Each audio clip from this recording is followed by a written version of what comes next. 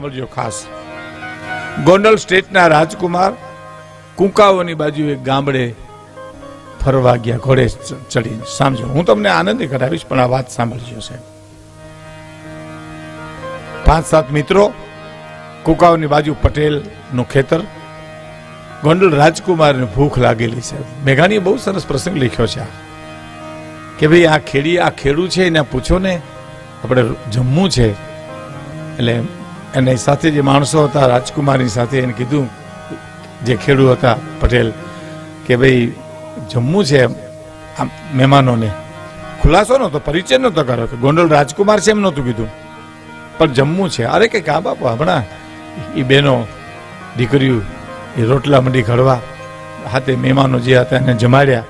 પણ ગોંડલ રાજકુમારને થોડીક ભૂલ થઈ ગયેલી, એને વેમ કે આ ગામ ગોંડલ સ્ટેટનું છે. હતું જેતપુર વાળા દરબારનું ગામ કુંકાઓ, અને આને એમ કે આપણા ગોંડલ સ્ટેટનું ગામ છે. એટલે જમાડ્યા બહુ પ્રેમથી. એટલે ખુશ થઈ ગયા રાજકુમાર સાહેબ કે કામદારને બોલાવો હતા. તરત કામદાર આવ્યા કે આ જે કાંઈ જમીન ખેડૂ ખેડે છે એને આપી દો, બક્ષિસમાં આપી દો સાહેબ. તો માલિકત આપી દઈએ. હા, કામદારની મતિ એવી ખરાબ કે ગોંડલને ભૂંડું લગાડવા ખાતર ખુલાસો એને ન કર્યો કે જેતપુરનું ગામ છે એમ ન કીધું. અને કીધું ભલે બાપુ દસ્તાવેજ કરી નાખો. તો ઘા કરી નાખો, સહી કરી નાખી. રાજકુમાર તો જતા રહ્યા. ખેડૂને દસ્તાવેજ દેતા દેતા જેતપુરના કામદાર એમ કહે છે કે લ્યો આ દાળમાં વઘારીને ખાઈજો. એટલે ખેડૂ ભોળા ભાવથી કીધું, બાપા અમે સમજ્યા નહીં કઈ તમે શું કીધું. કે આ ક્યાં ગોંડલનું ગામ છે, આ તો જેતપુર વાળા દરબારનું ગામ છે. અને આમ રોટલો ખવડાવને જમીન આપી દે. અને પછી સાંભળજો સાહેબ, એ ખેડૂ હતા એને કીધું કે આ કોણ હતું કામદાર? કે ગોંડલ રાજકુમાર હતા. ઓહો કામદાર, અમારે ક્યાં જમીન જોતી હતી, પણ ખુલાસો તો કરવો તો ગોદડા તો હારા પાથર તમે, એનું મહેમાન ગતિ તો હારી કરે તમે, ઢોલિયા તો હારા પાથર, અમારે ક્યાં જમીન જોઈ છે. અને સાહેબ કામદારે જેતપુર વાળા દરબારને કીધું, બાપુ તો કે હા લ્યો વાંચો. શું? તો કે ગોંડલ રાજકુમાર ફરવા નીકળ્યા ને આપણા ખેડૂએ રોટલો ખવડાવી દીધો, એટલે એને જમીન દઈ દીધી ખેડે. કે હોય નહીં? તો કે હા. શું કામ? રોટલો ખવડાવ્યો એમાં, મહેમાન ગતિ કરી એમાં દઈ દીધી કામદાર જમીન. તો કે હા લાવો તા. જોયું સહી કરી એને? તો કે હા સહી કરી. જો ને આ ગોંડલ રાજકુમારની સહી છે. સાંભળજો સાહેબ. અને વાળા દરબારે એમ કીધું, કામદાર એની ટીકા ન કરવાની હોય, લાવો નીચે હું સહી કરી નાખું. મારા ખેડૂત રોટલો ખવડાવ્યો હોય એ મને મંજૂર છે સાહેબ. કરી દીધી સહી સાહેબ. આ બનેલી હકીકત. અને ગોંડલ દરબાર સાહેબને ખબર પડી કે મારા દીકરા એવી ભૂલ કરી, ટપાલ કાગળ લખીને માણસ મોકલ્યો કે વાળા દરબાર સાહેબને કીધું કે મારી ભૂલ થઈ ગઈ, મારા કુંવરથી એને આમ જમીન આપી દીધી. અને આને સામે જવાબ લખ્યો કે જમીન નહીં, આખું ગામ દઈ દીધું હતું મને મંજૂર હતું. મારો ખેડૂત રોટલો ખવડાવે એની ટીકા ન કરવાની હોય. આ રોટલાનું અને આ મહેમાન ગતિનું આપણે માતમ હતું, જે આ સદગતના જીવનમાં ભરપૂર હતું સાહેબ. તો કહેવાનો મારો અર્થ, રોટલો મોટો છે, શિક્ષણના આગ્રહી હતા. એટલે મારે આ કવિતા એટલે માટે હું એમના માટે રજૂ કરું છું કે હેમાળે ન જાવું, મારું હૈયું હેમાળો બનાવું. મારે ક્યાંય જવાની જરૂર નથી. મારા હૈયાને હેમાળો બનાવું. હું વિવેક રાખું, કરુણા રાખું, દયા રાખું, શ્રદ્ધા રાખું, સંપૂર્ણ સમર્પણ રાખું. મારે ક્યાંય જવાની જરૂર નથી. વાત સાચી, ક્યાંય જવાની જરૂર નથી. એક જણે એક સાધુને જઈને કીધું, બાપુ મારી એકાંતમાં જવું છે. તો કે એકાંતમાં શું કરવું તારે? તો કે ભજન કરવું છે. એમ? તો કે હા. આ ઘીરે તારો આખું ઘર હુઈ ગયા પછી ખૂણામાં બેઠો બેઠો ભજન કરે તો નથી થાય એમ? પણ તારે તો દીકરા બીજે જમાવવું એટલે જવું છે. તારે તો આ છોકરા છોડીને ચેલા ઉભા કરવા છે, ભાઈઓ છોડીને ગુરુભાઈ ઉભા કરવા છે. આ સમર્પણ નથી. આ હું જે વાત કરું છું ને કે હિમાલય ન જાવું, આ હૈયું હેમાલો બનાવું. હરિના ભજન ને માટે હિમાલય ન જાઓ.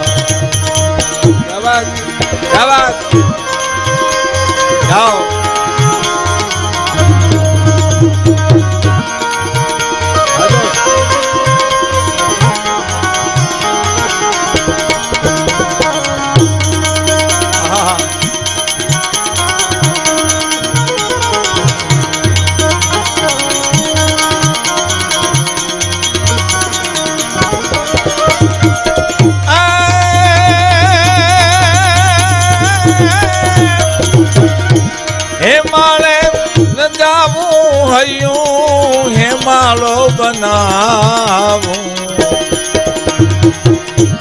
હરિના ભજન ને માટે હેમાળે ન જાવું હરિના ભજન ને માટે હિમાલય જાવું મારું હૈયું હિમાળો બનાવું. તરત હા ચશ્મા મને પહેરીને ગમતું નથી. મને એમ થાય કે મારીને તમારી વચ્ચે કોઈ આડું છે એમ.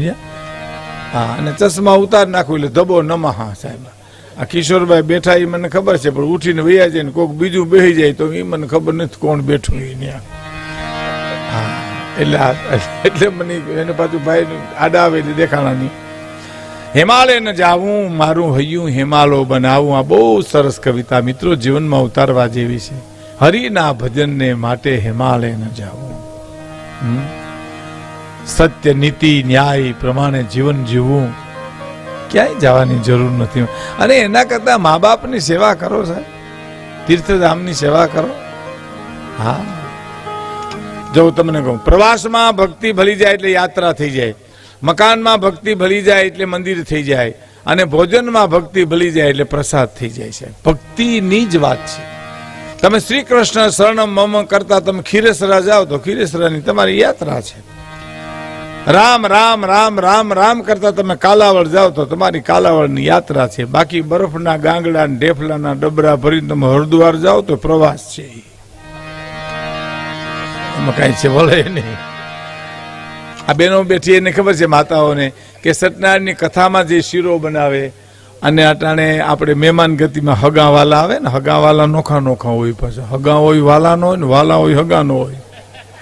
હા હું ઊંધું બધું. હા ભાઈ, હગા હોય વાલાનો, વાલા હોય હગાનો હોય. હવે તમે જો હગા કોને કહેવાય અને વાલા કોને કહેવાય? હગા કોને કહેવાય?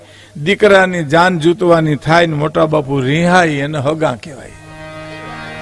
હું નહીં આવું આપણે હું કોહ ઉપાડે અંદરથી કોહ ઉપાડે ને એમ જીવને ઉપાડે. હું નહીં આવું. અરે મોટા બાપુ આખી જાન ખોટી થાય, હું નહીં આવું. આને હગા કહેવાય. વાલા કોને કહેવાય? ગામના પાદરમાંથી માણસ નીકળ્યો હોય, ઢોલ ને હરણાઈ વાગતા હોય, અને પૂછે કોણ ના લગ્ન કોના છે? કે ફલાણાભાઈ નો દીકરો પરણે છે. એમ લે એ તો મારો જીગરજાન મિત્ર કહેવાય. આ વરરાજાનો બાપ તો મને કંકોત્રી લીખાવીને રે જ નહીં, લખી છે પણ મને મળી નહીં હોય. એમાં આમંત્રણ વિનાનું આવીને જાય ને કામે લાગી જાય એને વાલા કહેવાય છે. ખબર જ પડવી જોઈએ.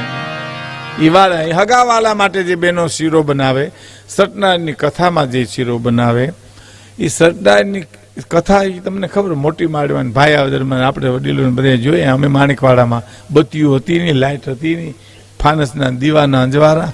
ગોરબાપા કથા વાંચવા આવે અને ખેડૂત બધા ખેતી કરીને થાકી ગયા કથા સાંભળવા આવે અને હોકારા એવા દે, કરુણ હોકારા દે. અરે રે હજી તો કઠિયારો આવ્યો એમ. પ્રસાદ કઈ આવે? સત્યનારાયણની કથામાં પ્રસાદ હારુથી જ આવે.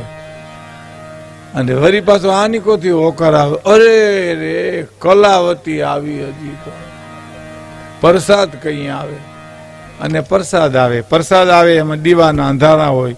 એમાં તમે નહીં માનો, શીરો અને ગંડેરી બે મોઢામાં વયું જાય. શેરડીની ગંડેરી ને શીરો. હવે આમાં અંદર હું જવા દે, હું બહાર હું કાઢું? હે એ સત્યનારાયણની કથામાં જે શીરો બનાવે, ભાગવતની કથામાં જે શીરો બનાવે બહેનો માતાઓ, અને મહેમાન આવે એ શીરો બનાવે. એમાં તમે જુઓ તો સત્યનારાયણની કથાનો શીરો એનો રવો છે, એનું પાણી, એનું પ્રાઇમસની એની બનાવનાર બેન. પણ સત્યનારાયણની કથાના શીરાને આંખે અડાડીને ખવાય ને ઓઈલા શીરાને ઊભે ગળે ખવાય. કારણ કે વિટામિન વિનાનો છે, એમાં કઈ છે નહીં. એમ ભક્તિ ઘર મકાનમાં ભક્તિ ભલી જાય તો મંદિર થઈ જાય, એને ક્યાંય જવાની જરૂર નથી. જેમાં કવિ કહે છે કે હિમાલય ન જાવું હૈયું હિમાલય બનાવું, હરિના ભજનને માટે હિમાલય ન જાવું. પેલી કડી સાંભળજો કે મનના મંદિરિયામાં દીવો કરી દેખવું મનના મંદિરિયામાં દીવો કરી દેખવું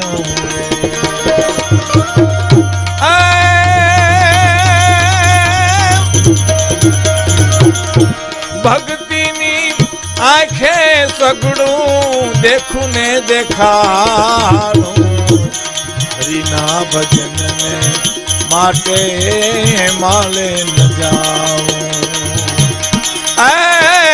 ભક્તિના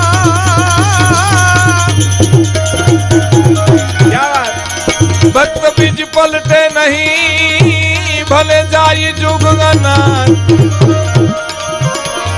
પણ ભક્ત બીજ ભક્ત જ રે ભક્ત બીજ પલટે નહીં ભલે જાય જુગ ગનાન એ ઊંચ નીચ ઘર અવતરે એ તો આખીર સંતના સંત